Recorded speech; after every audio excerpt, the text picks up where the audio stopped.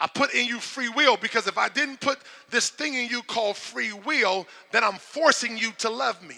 I put free will in you so you can make choices, and your choices is a product or proves your love dimension.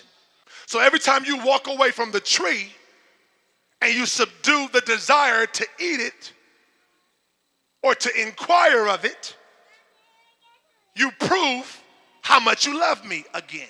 I got to put the tithe there because the tithe proves the love relationship.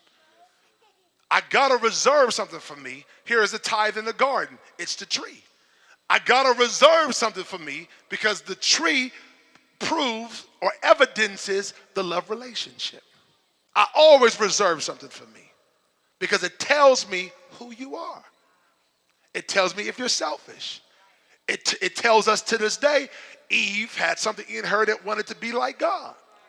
In exchange for the act of obedience, the blessing remained. So as he obeyed by not eating the fruit, the blessing remained. Because obviously the flip side is when he ate the fruit, the blessing came off of him. Once, as you can see now, he ate the blessing, he was ejected from the garden. In New Covenant time, New Testament time, that's what happens in the church. You eject yourself from the blessing. You eat the tithe, you come out the garden. You pay the tithe, you go back in the garden. You eat the tithe, you go out the garden. You pay the tithe, you go in the garden. You eat the tithe, you go out the garden. You pay the tithe, you go in the garden. You eat the tithe, you go out the garden. You pay the tithe, you go in the garden. But here's the problem. You don't progress because it's perpetual. If you come in and out, you only get back to the spot. So you still hanging out at the grapefruits. You ain't went over to the berries yet.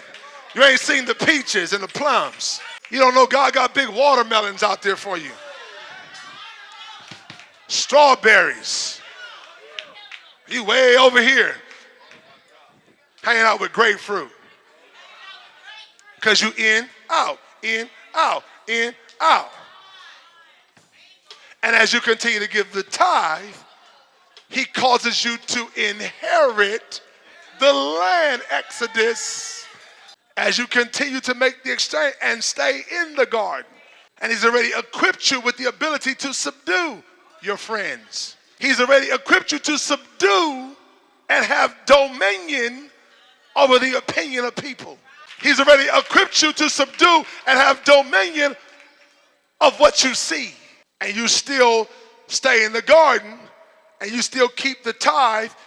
That's the exchange. And God determines your own season. Because by the exchange, different things begin to happen. Dreams come. People connect to you. Visions to know when and how come all of a sudden. Income goes up. Double. Apartment to a house. The power of the blessing causes the earth to increase. The power of the blessing will cause a river to show up in a desert place. The power of the blessing will supply in the wilderness.